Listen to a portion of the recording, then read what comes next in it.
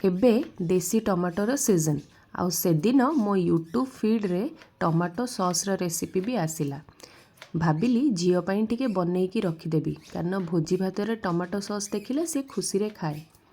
तापरे भाविली चोर को कहीं हाथ कामुड़ा शिखेबी माने मो झील पाई टमाटो सॉस हो कि टमाटो खटा हो दीटा आग तापाई टमाटो चटनी। तो सेथिपाई मु भाविली से सॉस वाला यात्रा न करिकी आमर देसी स्टाइल रे टमाटो खट्टा बनैबी। सेथिपाई अदा आउ आंबकसिया अदा भी नेइची देखंतु एटा हेउची आंबकसिया अदा आउ दीटा को कोरी नेइची आउ मसला पाई मेथी जीरा आउ पानमधुरी समान भाबरे करई रे टिके तेल गरम करी सेथिरे प्रथमे पंचफुटण देली। पंचफुटण पकेला परे एक्स्ट्रा किछि सोरिष आउ टिके कला जीरा देली बास्नाटा भल हबा पई।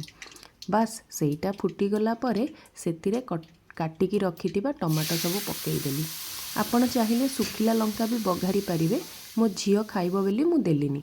तापरे अदा और आंबकसिया अदा जो कोरिकी रखिथिली ताकू देली आउ स्वाद अनुसार लूण पकेइली। लूण पकेइकी ताकू किछि समय गोळेई नेली। टमाटो रे लूण पकेला मात्रे टमाटो सिझिबा आरंभ करे। हाँ एटा भी ठीक कथा केते जण एटा प्रेशर कुकर रे भी बनाती जल्दी सिझिबा पई। किछि हळदी गुंड भी पकेइली बिना हळदी रे तो रोसई हबनी हमर सेथिपई। आउ आजिर स्पेशल इनग्रेडिएंट थिला बरकोली। मार्केट रे किछि बरकोली पाइथिली सेथिपई सेटा टमाटो खट्टा रे पकेइबा पई आनिथिली। कुहा जाए सरस्वती पूजा आगरू बरकोली खाइबा कथा नुहे बुद्धि नाश हुए। यही सबू को गोलेकी घोड़े देली। प्रेशर कुकर रे कले ए सबू गोलेकी आपण गोटे सीटी मारिदेले सबू टमाटो खट्टा रेडी हो जिवो।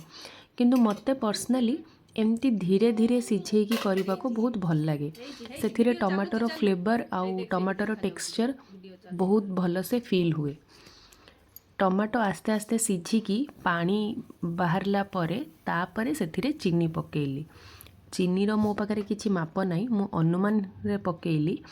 आपण आपणक स्वाद हिसाब रे पकेई पारिबे। जेमिति टमाटो खट्टा बहुत मीठा हो गले मते सेटा भल लागेनी सेथिपाई कि मु अल्प मीठा कली माने जेमति टिके खट्टा मीठा मिसिकी फ्लेवर आसुथबो। आ बरकोली भी पड़ी ना अत्यधिक चीनी पड़ी गले बरकोलीर टेस्ट आउ आसीबनी। तापरे पुणी आउ थरे घोड़े देली। एक्चुअली मु एठी बहुत सारा टमाटो रे खट्टा बनाऊली माने हाराहारी 1.5 केजी हम से मु बारंबार घोड़े की सेटा करूली। आउ लुहा खड़िकार ताकू टिके टिके एमती दाबी दौली माने जो पार्टा सिझी नथिबो कि नरम हेई नथिबो सेटा भल से नरम हेई जिबा पई। किंतु आपण जदि अल्प टमाटो खट्टा करूचन ना घोड़ेबार आवश्यकता नाही सेमती खोलारे टमाटो सिझी जिवो। तापरे गोटे तावा को गरम करिकी सेथिरे जो मसला रेडी करथिली माने मेथी पानमधुरी आउ जीरा। एक्चुअली एटा संगे आपण माने सुखिला लंका गोटे भी देई परिबे किंतु जेहेतु झियो खाइबो सेतिपई मु सुखिला लंका अवॉइड करूथिली। एटा हल्का रोस्ट हैला परे आमे आको हेमदस्तारे कुटिबा। मने रखंतु ए मसलाटा हेमदस्तारे ही कुटिबे। तापरे खट्टारे किछि धनिया पत्र पकेई गोळेई नेली। तापरे से मसलाटा जोटा मु हेमदस्तारे कुटी थिली सेटा को पकेबार टाइम आस जाइतिला। किंतु मने रखंतु ए मसला केवल हेमदस्तारे ही कुटिबे कि जो जगह भी आपण हाथ रे कुटी पारिबे ग्राइंडिंग मोटे करिवेनी। ए मसला को गैस रो फ्लेम ऑफ करिकी पकेबे। ए मसलाटा मते मो नुआ बो सिखेइथिले बहुत टेस्टी लागे। जदि आपण माने ए मसला केबे व्यवहार करि नाहंती थरे एटा व्यवहार करी देखंतु बहुत टेस्टी लागे।